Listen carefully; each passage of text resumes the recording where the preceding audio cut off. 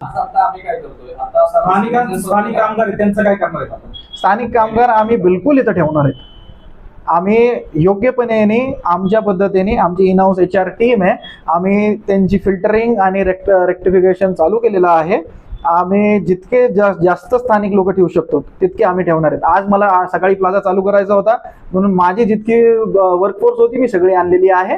पण तब्बल या 1 ते 2 आठवड्यात तसे 8 महिला आम्ही आता 8 वाजताच्या शिफ्टला चालू केलेल्या आहेत.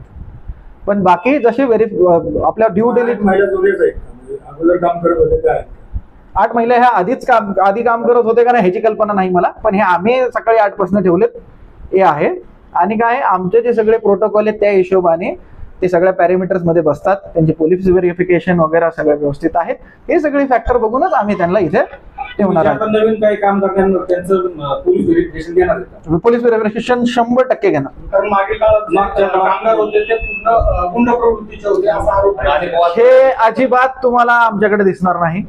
मला वैयक्तिक ह्या वृत्तीचे लोक किंवा ह्या वृत्तीची कामगारगिरी पटत नाही. इथे सुद्धा जर जे आपले नागरिक आहेत त्यांना सुद्धा आम्हाला जेवढा सपोर्ट करता येईल तेवढा आम्ही करू. बट हे तुमच्या माध्यमातून हे पण सांगतोय की एखादी जर व्यक्ती ज्याला इथे टोलवर येऊन काहीतरी चुकीचा करायचा प्रयत्न आहे हे अजिबात सहन केलेला जाणार नाही. आदरणीय SP संदीप गिल साहेबांचा आम्हाला फुल सपोर्ट आहे. त्यांनी आम्हाला प्रशासनाकडनं फुल सपोर्ट दिलेला आहे आणि जो काही लॉ अँड ऑर्डरला डिस्टर्ब करायचा प्रयत्न करेल त्याच्यावरती कडक ते कडक कारवाई केली जाईल. कुठल्या प्रकारच्या गुन्हे